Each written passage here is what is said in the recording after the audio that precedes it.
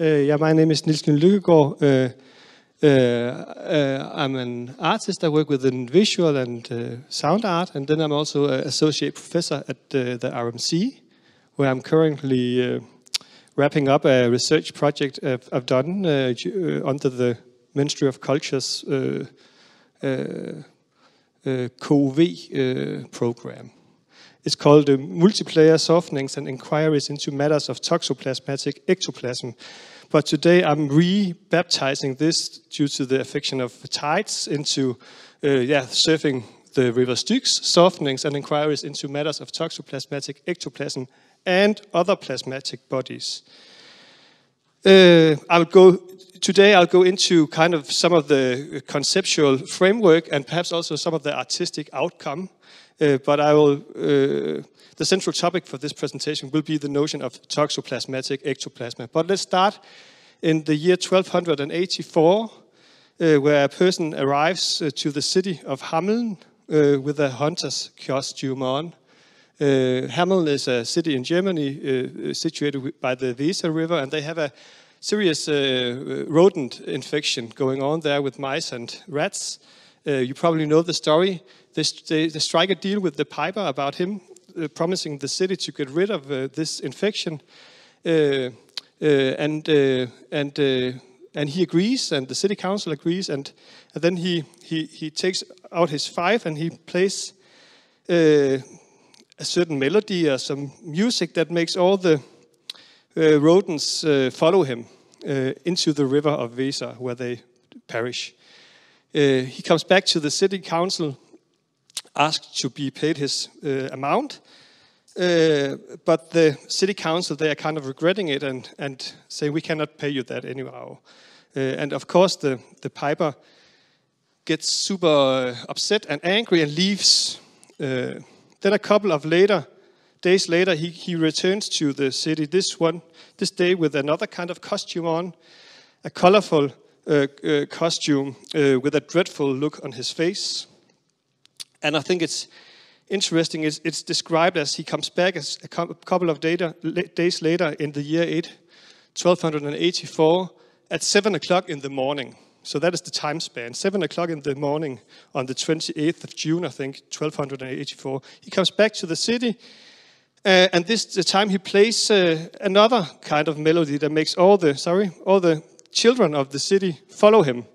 Not into the river Weser, but into the Koppenberg mountain outside the city, where they are consumed within this body that kind of sediments around them. And I think this story is interesting, for it has grown and grown on me throughout the work, because I think it's a rich story that offers several readings. One of course, like the notion of kind of a corrupt culture being robbed its future by literally like taking the children away, or the idea that people in power historically and in present day often has been and often are doing this, turning some bodies into pests and others not. And another vector or line of thought which I'm going to pursue is this idea of the Pied Piper as something that makes use of these Western musical instruments as weaponized instruments, being able to kind of instrumentalize other bodies by this resonating fife body. Still today, if you go to Hameln, you'll find the Rattenfinger House, and there will be a writing on the wall saying that we should remember that day. It's in Latin. I can show you later. Remember that day where these 130 children disappeared into the mountain.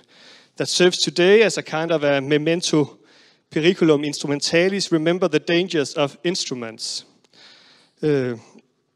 So I'm interested in this idea of instruments in a Western context being these hostile, haunted, parasitic, paranormal sites that we should approach with the greatest of cautions. And if we do so, we should do it in group formations,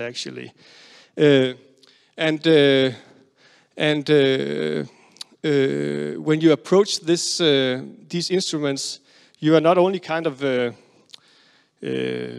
entering an interface between like the production of sound or the translation between fantasy, the imaginary, and the actual, but also you're also encountering a parasitic place that has the capacity to jump at you and embed itself in you and actually play you.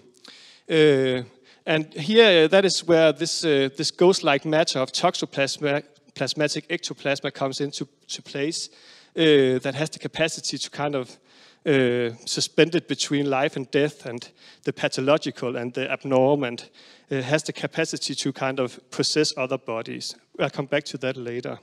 Throughout the history, there's numerous accounts of instruments being dangerous places. We have the cat piano, perhaps a speculative instrument, perhaps not, that was used as a way to kind of it is said that it was used as a kind of a way to treat a prince that was kind of catatonic. But when playing this instrument, the sound of the cats would ripping out of his psychosis, so to speak. You would play the keyboard, and nails would be driven through the tails of the cats, them making a sound.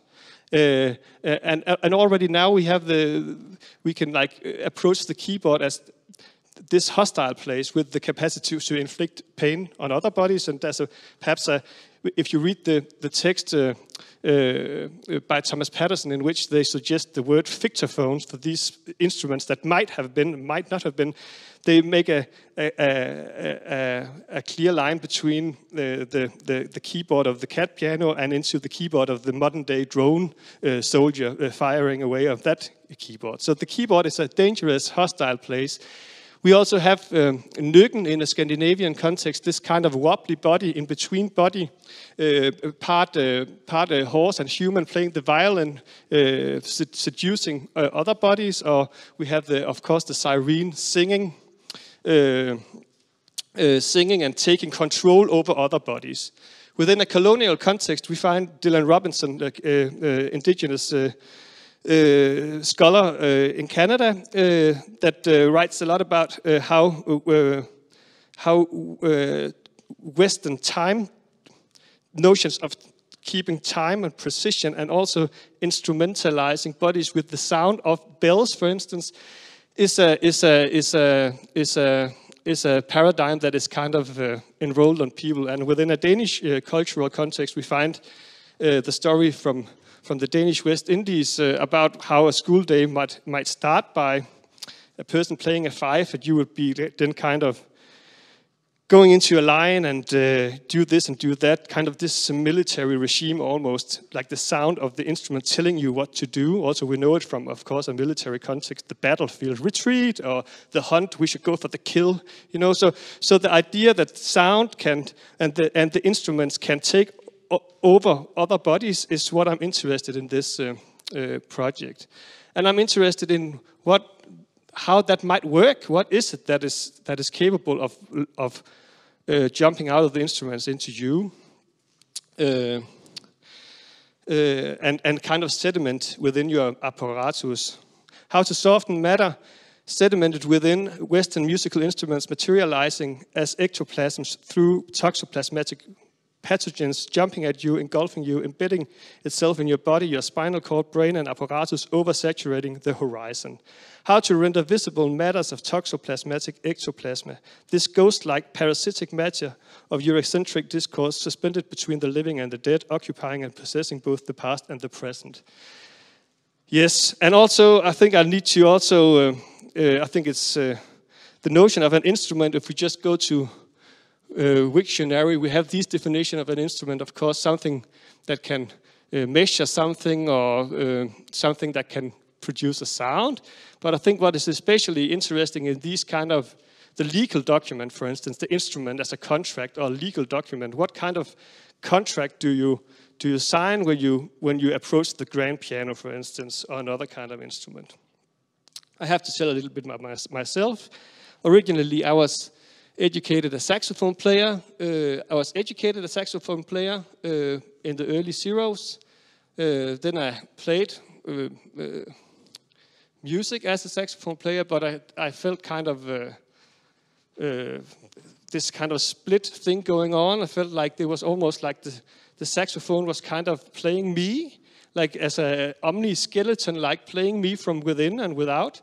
I have been a good student in the sense that I was extremely uncritical, which is needed if you want to become virtuosic in this kind of robotic paradigm. So I was practicing and practicing and practicing, and suddenly I realized, or not suddenly, I gradually realized that the saxophone had kind of grown inside me, and I could not escape this feeling of having something inside me.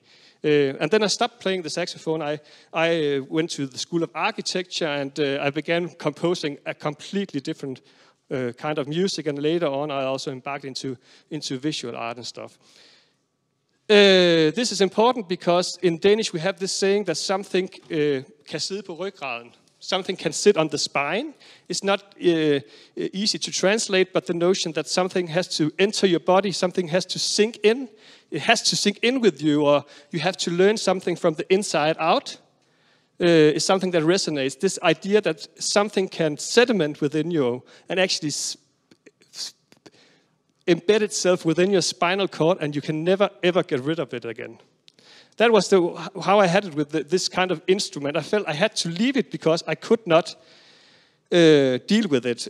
It was kind of a part of me, and I could not at that point soften it. So let's have a look about of how things could look like. What is it then that is sitting inside of you? And here's the thing with the parasites and the plasmas, because I've been occupied with the idea of the concept of plasma for a long time. I made another research project some years ago where I was interested in the idea of making kind of potentials for instruments that would kind of unfold and remain within a potential state of within potentiality, where this kind of you will come into a room and you will see 1,000 recorders laying on the floor. There would be no sound, but the potential of the sound would be this kind of potentiality that you should remain within, this multiversal state of oscillating between numerous outcomes, where I thought the notion of heated plasma within a quantum mechanical context offered a nice way, or at least a vessel for me to designate a kind of body to this wobbly, unstable place. As this kind of material suspended between conditions, very much like the living dead cat within Schrödinger's box. Like this body that is unstable, like Nyggen before horse and man. Here we have another kind of unstable body, the plasmatic body. In this project, I'm looking into plasma in other ways, and if we look towards the world of medicine, we find blood plasma, which is the part of the human blood that is not like red and white blood cells, but it's actually kind of the carrier of our blood cells. It's this kind of transparent, almost watery substance that has the capacity to carry other bodies, but has no body itself, and therefore it's a hollow structure, and has this kind of potential state that also, for me, resonates with the body without organs, this kind of substance with no desire, and therefore has also all desires. And there I'm thinking perhaps that is what the vampire is craving. This is it, that the vampire the vampire body needs human red cells, it is said. But what is in fact, that is something we have learned that was wrong. In fact, the vampire is looking for the blood plasma, this open-ended substance within the bloodstream of human that offers kind of an eternal open-endedness, like a way to avoid death. Again, like this kind of body or substance that is kind of wobbly and infinite. And from the blood plasma, we go to ectoplasma, which is kind of present these days here in this seminar or conference. You all know the concept of ectoplasma. This kind of materializing of matters hovering in between life and death, similar to Schrödinger's cat, but perhaps within another paradigm. Again, this unstable, very opaque, very fragile body that kind of, if exposed to bright light, it dissolves itself. So that is some different kinds of plasmas, which I think is interesting as these kind of unstable bodies, or the unstable as a default. But let's go back to what is inside of us, because here I think the parasite and the world of parasites is interesting. We have, lice, for instance, that is parasites that live outside your body, and then we have these like whipworms and hookworms and roundworms, spoloorm og rundorm og hvad hedder den? Krogorm hedder den det? They live within your intestines, in your body. They live inside of you, and they need your body to reproduce. They're called endoparasites. They live within your body, and you can live with them within your body as well. There's another kind of parasites. This is an endoparasitioid that kills the host. Here we have cane. Cane in the year 2122, I think, that is kind of killed from the inside by this parasite. And here I would like to propose a merger with the third kind of plasma, which is toxoplasma, also known in a more popular sense as this zombie parasite. If you're a cat owner,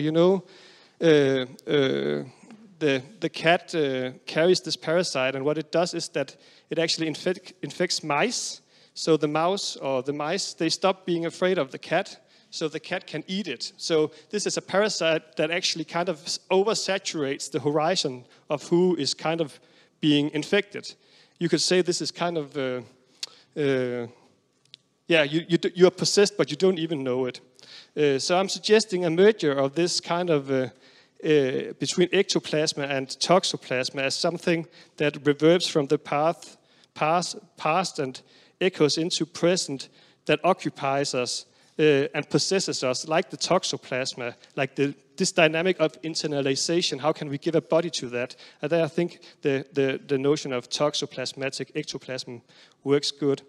Here we have the cycle, and I described this cycle. We have the instrument, we have the environment, and we have the indirect host kind of echoing into each other and creating this contaminated feedback loop, creating whoever is entering into a meeting with these instruments into a kind of a living dead consumed by this parasite. I could talk a lot more about this. Yes, I'm going into how the city of Hameln becomes like this nexus for kind of entering different times of the past via these postcards. My dear mother, you should see it in German. We have here kind of a card from Heinert writing that he's going back to the troops in 1944. How can we use these kind of materials and use them as kind of loopholes in a kind of a maelstrom of space-time mattering? And then the next thing I would talk about, don't have time, is then how can we soften this sedimented stuff within you? I don't have time, do I? Yeah. No, I can just, it's the idea of having this kind of entity on your spine. How can we make that soft again? Can we make that malleable? And I think the idea of sedimentation in terms of this, the ratio between discovery and forgetfulness, that when we learn something, the work that we put into something becomes invisible for us. And I think Sara Ahmed describes this it's very well as this kind of the repetition of work is what makes the signs of work disappear. Like the dynamics of internalization, essentially, that what we're doing a lot, what becomes effortless is actually what have sedimented within us. So how can we check what has sedimented? And it's not like everything that is sedimented is not a bad thing. There's a lot of good stuff. I can speak English with a Danish accent because I have trained that a lot, but I speak Danish fluently because that has sedimented even further. So sometimes sedimentation is a good thing, but being kind of critical towards what has sedimented within our apparatus, and also like looking at this sedimentation as a process as a slippery